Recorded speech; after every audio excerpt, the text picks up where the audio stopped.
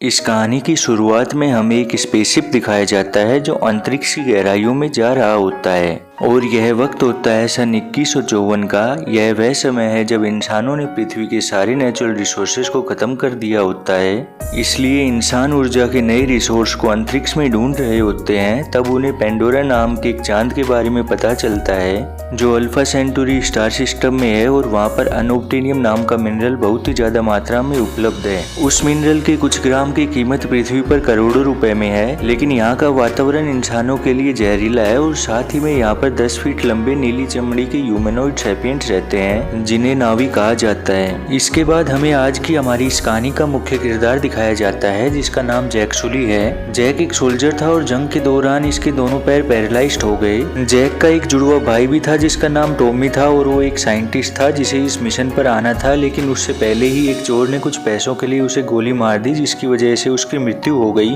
अब क्योंकि मेरा और मेरे भाई का डीएनए सेम था और कंपनी ने मेरे भाई के ऊपर बहुत सारे रुपए लगाए थे, इसलिए मुझे इस मिशन के लिए चुन लिया गया। उसके बाद हमें कर्नल माइल्स को दिखाया जाता है जो सभी को बता रहे होते हैं कि यह जगह नर्क से भी बदतर है और हर वो चीज जो यहाँ पर सांस लेती है वो तुम्हें मारना चाहती है। अगर तुम जिंदा रहना चाहते हो तो तुम्हें अपना ख्याल खुद रखना पड़ेगा। कर्नल माइल्स की बातों से हमें पता चलता है कि वो इस जगह को बिल्कुल भी पसंद नहीं करते हैं और इससे सख्त नफरत करते हैं। फिर अगले सीन में हम देखते हैं कि जैक अब एक साइंस लैब में जाता है जहाँ पर बहुत बड़े बड़े क्लोन होते हैं। यह क्लोन्स यहाँ पर रहने वाले नावी लोगों और इंसानों के डीएनए को मिलाकर एक एक्सपेरिमेंट से बनाए गए हैं और इन्हें अवतार कहा जाता है। ये क्लोन्स इंसान के दिमाग द्वारा पूरी तरह से कंट्रोल किए जाते हैं। फिर जैक को उसके भाई का क्लोन दिखाया जाता है जो कि अब उसका हो चुका है। उसके बाद जैक की मुलाकात डॉक्टर ग्रेस अगस्तीन से भी होती है जो इस अवतार प्रोग्राम की हेड है, लेकिन वह जैक से मिलकर ज्यादा खुश नहीं होती है क्योंकि उसे उसके भाई टॉमी की जरूरत थी जो एक साइंटिस्ट था, लेकिन अब वह इस दुनिया में नहीं रहा। कोई और ऑप्शन न होने के कारण ग्रेस उसे बॉडीगार्ड के रूप में प्रोजेक्ट में शामिल कर लेती है। कट करके हमें अवतार क्लोन्स को कंट्रोल करने वाली मशीन दिखाई जाती है और जैसे ही जैक उसके अंदर जाता है वह तो सो जाता है लेकिन उसका क्लोन एक्टिवेट हो जाता है। फिर डॉक्टरों के मना करने के बाद भी जैक खड़ा हो जाता है और वहाँ से बाहर निकलकर बहुत ही तेजी से दौड़ता है क्योंकि रियल लाइफ में उसके पैर पैरालाइज्ड हैं, जिसकी वजह से जैक को अपने नए शरीर में आकर बहुत ही अच्छा लगता है। अगले दिन हमें कर्नल माइल्स को दिखाया जाता है जो जैक को अपने पास बुलाकर कहते हैं कि मैंने तुम्हारा रिकॉर्ड चेक किया, तुम एक बहुत ही काबिल सोल्जर हो, मुझे तुम्हारे जैसे ही एक सोल्जर की जरूरत थी। उसके बाद कर्नल जैक को बताते हैं कि जहाँ पर इस ग्रह के नावी लोग रहते हैं वहाँ पर बहुत सारा अनोब्टेनियम है और मैं चाहता हूँ कि तुम उनसे दोस्ती करके उनके ग्रुप में शामिल हो जाओ और जब सही वक्त आए तब तुम्हें उनसे उस जगह को खाली करवाना है ताकि हम आसानी से उस मिनरल को वहाँ से निकाल सकें। और इन सब के बदले कर्नल माइल्स जैक को उसकी असली टांगे ठीक करवाने का ऑफर देता है। जैक को यह ऑफर अच्छा लगता है और वह कर्नल के लिए काम करने को मान जाता है। कट करके हमें जैक, डॉक्टर ग्रेस और उनके कुछ साथी दिखाए जाते हैं जो कैंप से बाहर जाकर यहाँ की बायोडाइवर्सिटी पर रिसर्च करते हैं। तब जैक यहाँ की खूबसूरती को देखने लगता है, लेकिन तभी उसके ऊपर एक खतरनाक जानवर हमला कर देता है। उस जानवर को रोकने के लिए जैक उसे डराने की कोशिश करता है और होता भी कुछ ऐसा ही है। वो जानवर रुक जाता है लेकिन वो जैक से नहीं डरा होता है बल्कि उसके पीछे उससे भी खतरनाक एक जानवर आ गया था जो इस जगह का सबसे खतरनाक शिकारी है। तब तक डॉक्टर ग्रेस भी वहाँ पर आ गई थी और वो जैक से कहती है कि जितना तेज हो सकता है उतना तेज भागो। वो जानवर जैक को पकड़ने ही वाला होता है कि जैक के सामने एक झरना आ जाता है और वो उसमें छलांग लगा देता है। झरने में कूदकर जैक ने अपनी जान तो बचा ली होती है, लेकिन इसी के साथ वो अपने साथियों से अलग हो जाता है और जैक अब इस खतरनाक जंगल में अकेला होता है और उसे नहीं पता होता है कि उसे कहाँ जाना चाहिए और क्या करना चाहिए। तभी हमें पेड़ के ऊपर एक नावी लड़की दिखाई जाती है जिसका नाम नेटेरी है और वो जैक को अपने तीर से मारने ही वाली होती है कि उसके तीर पर एक अजीब सी चीज आकर बैठ जाती है जिसे देखकर वह जैक को नहीं मारती है। उसके बाद हम देखते हैं कि जैक को अकेले भटकते भटकते रात हो गई है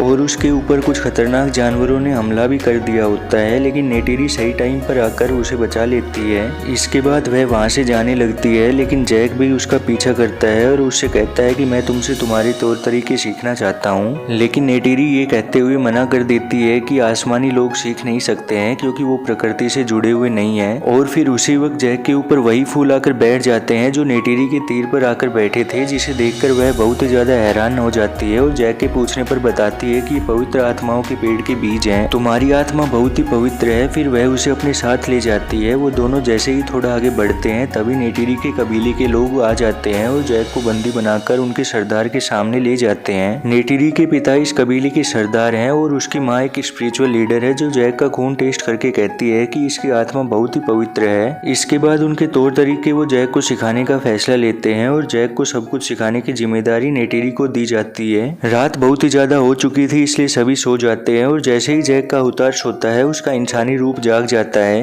कैंप में सभी लोग बहुत ही हैरान होते हैं क्योंकि उन्हें लगा था कि अब तक जैक के अवतार को मार दिया गया होगा, लेकिन जैक बताता है कि वो उनके कबीले में शामिल हो गया है और वो लोग उसे सिखाने के लिए तैयार हैं। यह सुनकर सभी बहुत ही खुश होते हैं। फिर उसके बाद जैक को बताया जाता है कि जहाँ पर उनका गाँव है वो एरिया 200 किलोमीटर के अंदर फैला हुआ है और उस जमीन के नीचे अनोब्टेनियम का भंडार है। सही समय आने पर तुम्हें उन्हें वहाँ से हटने के लिए बोलना होगा क्योंकि हम किसी भी तरह का खून खराबा नहीं चाहते हैं। जैक पूछता है कि अगर वो लोग वहाँ से नहीं हटे तब क्या होगा। कर्नल माइल्स कहते हैं कि तुम्हारे पास 3 महीने का समय है, उसके बाद हम अपने तरीके से काम करेंगे। फिर जैक वहाँ पर रोज जाने लगता है। नेटेरी उसे सिखा रही होती है कि किस तरह से पेड़ों पर भागा जाता है और किस तरह से हथियार चलाए जाते हैं। साथ ही में नेटेरी जैक को यहाँ के जानवरों को कंट्रोल करना भी सिखाती है। जैक भी अपना पूरा मन लगाकर सब कुछ सीखता है और फिर एक दिन नेटेरी उसे कहती है कि अब तुम नावी बनने के लिए तैयार हो। यह इस कबीले का एक रिवाज होता है जिसमें सभी को ट्रेनिंग दी जाती है। उसके बाद जब वो सभी कलाओं में माहिर हो जाते हैं तब उन्हें नावी बना दिया जाता है जो कि एक तरह का योद्धा होता है। लेकिन उससे पहले उन्हें अपना इकरान चुनना होगा जो कि एक बहुत ही बड़ा पक्षी होता है और एक योद्धा अपनी पूरी जिंदगी में सिर्फ एक इकरान ही चुन सकता है। कट करके हमें दिखाया जाता है कि जैक इस कबीले के और भी लोगों के साथ जिनकी ट्रेनिंग पूरी हो चुकी है उनके साथ अपना इकरान चुनने के लिए जाता है और यह सफर बहुत ही लंबा होता है जिसमें वो सभी आसमान से भी ऊपर उड़ने वाले पहाड़ों पर जाते हैं जहाँ पर बहुत सारे जंगली इकरान हैं। जैक को पहला मौका दिया जाता है और उसके ऊपर एक इकरान हमला कर देता है। जैक बड़ी ही मुश्किल से उसे अपने कंट्रोल में लेता है और फिर वो उसकी सवारी करता है। सवारी करते वक्त शुरू में जैक को बहुत सी प्रॉब्लम होती है लेकिन बाद में वह उसे कंट्रोल करना सीख जाता है। इसके बाद जैक और नेटेरी आसमान की लंबी लंबी सैर करते हैं और इसी बीच नेटेरी को भी जैक से प्यार हो जाता है। वो दोनों एक दूसरे को पसंद करने लगते हैं और एक दिन जब वो आसमान की सैर कर रहे होते हैं तब एक बहुत ही बड़ा इकरान उनके ऊपर हमला कर देता है, लेकिन वो किसी तरह से अपनी जान बचा लेते हैं। बाद में नेटेरी बताती है कि उसे तुरुक कहा जाता है और आज तक के इतिहास में सिर्फ 5 बार ही इसकी सवारी की गई है और आखिरी बार ऐसा मेरे दादा के दादा ने किया था। उस वक्त हमारी दुनिया बहुत ही मुश्किलों से गुजर रही थी, लेकिन जब मेरे दादा के दादा ने तुरुक की सवारी की तब सभी कबीले एक हो गए। जैक की परीक्षा भी पूरी हो गई थी इसलिए उसे पूरे रीति रिवाज के साथ नावी बना दिया जाता है। फिर नेटेरी जैक को एक पवित्र आत्मा के पेड़ के पास लेकर जाती है और जब जैक अपने बालों को उस पेड़ की लताओं से जोड़ता है तब उसे भी आवाजें सुनाई देती हैं। फिर नेटेरी बताती है कि अब तुम इस पेड़ की लकड़ी से अपने लिए एक धनुष बना सकते हो और कबीले की कोई भी लड़की को चुन सकते हो। जैक कहता है कि मैं पहले ही चुन चुका हूँ। नेटेरी समझ जाती है कि वह उसी की बात कर रहा है और वो भी कहती है कि मैं भी चुन चुकी हूँ। दोनों एक दूसरे के करीब आ जाते हैं और अगली सुबह जब वो सो रहे होते हैं तब नेटेरी देखती है कि वहाँ पर बहुत बड़ी बड़ी मशीनें आ गई हैं और वो पेड़ों को काट रही है। नेटेरी जैक को उठाने की कोशिश करती है लेकिन जैक इस वक्त इंसानी रूप में उठा हुआ होता है और अवतार वाले रूप में उठने के लिए उसे मशीन में जाना होता है। जैक जल्दी से मशीन में जाता है और जब वो उठता है तब वो देखता है कि इंसान वहाँ के पवित्र पेड़ों को तोड़ रहे हैं। उन्हें रोकने के लिए वो एक मशीन के ऊपर चढ़ जाता है और उसके कैमरे को तोड़ देता है। यह देखकर सिपाही उसके ऊपर गोली चलाने लगते हैं लेकिन जैक वहाँ से भाग जाता है। दरअसल 3 महीने पूरे हो चुके हैं और नावी लोगों ने अपना गांव खाली नहीं किया होता है, इसलिए इंसान उन्हें वहां से जबरदस्ती भगाने के लिए सब कुछ तोड़ने लगते हैं। जैक और नेटेरी कबीले वालों के पास जाते हैं, वहीं पर ग्रेस भी होती है। जैक और ग्रेस उन्हें बताने की कोशिश करते हैं कि इंसान यहाँ पर हमला करने वाले हैं, लेकिन वो लोग उन्हें बताते उससे पहले ही कर्नल ने कैमरे की फुटेज में देख लिया होता है कि जिसने कैमरा तोड़ा वो और कोई नहीं जैक था। कर्नल को बहुत ही गुस्सा आता है और वो वहाँ पर जाता है जहाँ पर ग्रेस और जैक का स्लीपिंग चैम्बर है। कर्नल पहले ग्रेस का और उसके बाद जैक का स्लीपिंग चैम्बर बंद कर देता है जिससे वो दोनों इंसानी रूप में होश में आ जाते हैं। वो दोनों सबको समझाने की कोशिश करते हैं और कहते हैं कि इस तबाही को रोक दो, क्योंकि यहाँ पर सभी पेड़ों के बीच एक न्यूरल कनेक्शन है और जिस गांव पर वो लोग हमला कर रहे हैं वहाँ पर नावी लोगों के कई सैकड़ों परिवार रहते हैं, जिनमें छोटे छोटे बच्चे भी हैं। इन दोनों को एक आखिरी मौका दिया जाता है और कहा जाता है कि तुम्हारे पास सिर्फ 1 घंटा है उस जगह को खाली करवाने के लिए, और अगर 1 घंटे में तुम उस गाँव को खाली नहीं करवा पाए तो हम उस पर हमला कर देंगे और बीच में आने वाले सभी नावियों को मार दिया जाएगा। जैक और ग्रेस जल्दी से अपने स्लीपिंग चैम्बर्स में जाते हैं और कबीले वालों को बताते हैं कि इंसान यहाँ पर हमला करने वाले हैं और हम चाहकर भी उन्हें नहीं रोक सकते हैं, क्योंकि उनके पास बहुत ही खतरनाक हथियार हैं। नेटिरी जैक से पूछती है, क्या तुम्हें पहले से पता था यह सब कुछ होने वाला है? जैक कहता है कि हाँ, लेकिन अब मैं तुमसे और इस जगह से प्यार करता हूँ। यह सुनकर कबीले वालों को बहुत ही गुस्सा आता है। जैक और ग्रेस को बंदी बना लिया जाता है। दूसरी तरफ हमें दिखाया जाता है कि कर्नल पूरी आर्मी के साथ होम ट्री की तरफ बढ़ रहा होता है। दरअसल यह एक बहुत ही बड़ा और विशाल पेड़ होता है और इसके जितना बड़ा और विशाल पेड़ पूरे पेंडोरा पर कहीं पर भी नहीं होता है। जब कर्नल यहाँ पर पहुँचता है तब वह देखता है कि जैक और ग्रेस को बंदी बना रखा है, जिसका मतलब है कि वो लोग यहाँ से कहीं नहीं जाने वाले हैं। इसलिए कर्नल अपनी आर्मी को हमला करने का ऑर्डर दे देता है, जिसके बाद बहुत सी मिसाइलों से अटैक किया जाता है। इस वजह से सभी तरफ आग और तबाही मच जाती है। बहुत सारे नावी मारे जाते हैं और अंत में उनका होम ट्री भी गिर जाता है। फिर जैक और ग्रेस का स्लीपिंग चैम्बर भी बंद कर दिया जाता है। उसके बाद जैक, ग्रेस और नॉर्म तीनों को पकड़कर प्रिजन में डाल दिया जाता है, लेकिन इनकी एक साथी आकर इन्हें बचा लेती है। फिर ये तीनों एक हेलीकॉप्टर के जरिए अपने स्लीपिंग चैम्बर्स को जंगल के बीचों बीच ले जाते हैं ताकि इन्हें वापस से ढूंढा ना जा सके। उसके बाद जैक एक बार फिर से अपने चैम्बर के अंदर जाता है, जिससे वह अवतार वाली बॉडी के अंदर उठ जाता है। जैक देखता है कि चारों तरफ सब कुछ खत्म हो चुका है और सभी जगह राख ही राख है। जैक सबकी मदद करना चाहता है, लेकिन वो यह भी जानता है कि किसी को उसके ऊपर भरोसा नहीं है, इसलिए सबसे पहले उसे उनका भरोसा जीतना होगा। फिर जैक अपने इकरान को बुलाता है और आसमान में उड़ जाता है। इसके बाद दिखाया जाता है कि जैक के नीचे तुरुक उड़ रहा होता है, जो कि पेंडोरा का एक बहुत ही बड़ा और खतरनाक पक्षी होता है। जैक अपने इकरान को नीचे लेता है और तुरुक के ऊपर छलांग लगा देता है। कट करके हमें दिखाया जाता है कि सभी नावी उनकी देवी ईवा से प्रार्थना कर रहे होते हैं और तभी वो सभी डर जाते हैं, क्योंकि उनकी तरफ तुरुक बढ़ रहा होता है। लेकिन ध्यान से देखने पर उन्हें पता चलता है कि तुरुक की कोई सवारी कर रहा होता है और यह और कोई नहीं जैक होता है। इसके बाद सभी को एक बार फिर से जैक के ऊपर भरोसा हो जाता है और जैक कहता है कि इंसान एक बार फिर से हमला करेंगे, हम अकेले उनका मुकाबला नहीं कर सकते हैं, सभी कबीलों को एक बार फिर से एक होना होगा। इसके बाद पेंडोरा के सभी कबीलों को एक संदेश पहुंचाया जाता है कि तुरुक मक्तो उन्हें बुला रहा है। बेसिकली तुरुक मक्तो उसे कहा जाता है जो तुरुक की सवारी करता है। यह संदेश मिलते ही यहाँ पर हजारों लाखों नावी इकट्ठा हो जाते हैं। फिर हम देखते हैं कि जैक यहाँ की देवी ईवा से प्रार्थना कर रहा होता है और उनसे मदद मांगता है। इसके बाद कट करके हमें अगले दिन का सीन दिखाया जाता है, जहाँ पर हम देखते हैं कि सभी इंसान अपनी पूरी तैयारी के साथ एक बार फिर से हमला करने के लिए आगे बढ़ रहे होते हैं। लेकिन इस बार सभी नावी भी तैयार होते हैं। बहुत से नावी जिनके पास इकरान होता है वो सभी आसमान से इंसानों के ऊपर हमला करते हैं। बचे हुए नावी जमीन से इंसानों के ऊपर हमला करते हैं। जैक के पास पेंडोरा का सबसे बड़ा इकरान होता है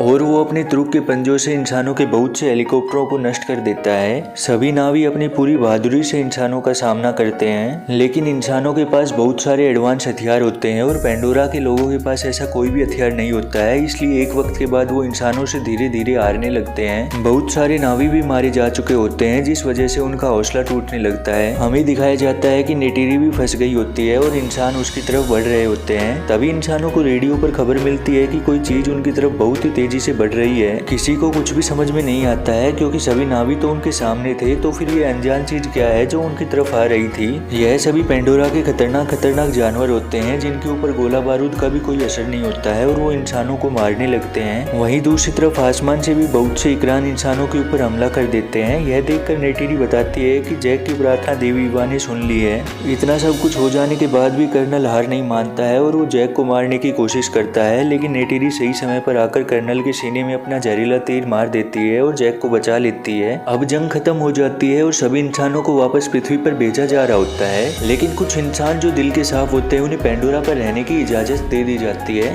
मूवी के एंड में हम देखते हैं कि जैक के इंसानी शरीर को और उसके अवतार वाले शरीर को आत्माओं के पेड़ के पास लाया जाता है, जहाँ पर सभी नावी उनकी देवी ईवा से प्रार्थना कर जैक की इंसानी शरीर वाली आत्मा को उसके अवतार वाले शरीर में ट्रांसफर कर देते हैं, जिसका मतलब है कि अब वो हमेशा के लिए नावी बन गया है। इसी हैप्पी एंडिंग के साथ ये मूवी यहीं पर समाप्त हो जाती है। दोस्तों, इस मूवी का नाम है अवतार और यह सन 2009 में रिलीज हुई थी। यह एक एक्शन एडवेंचरस साई-फाई मूवी है और IMDb पर इसकी 7.8 की रेटिंग है। इस फिल्म के डायरेक्टर जेम्स कैमरून है और इस मूवी का बजट $237 मिलियन का था और इसने बॉक्स ऑफिस पर लगभग $3 बिलियन की कमाई की और यह दुनिया की सबसे ज्यादा कमाई करने वाली मूवी है। दोस्तों, अगर आपको मेरी एक्सप्लेनेशन अच्छी लगी हो तो प्लीज वीडियो को लाइक और चैनल को सब्सक्राइब कर देना। धन्यवाद।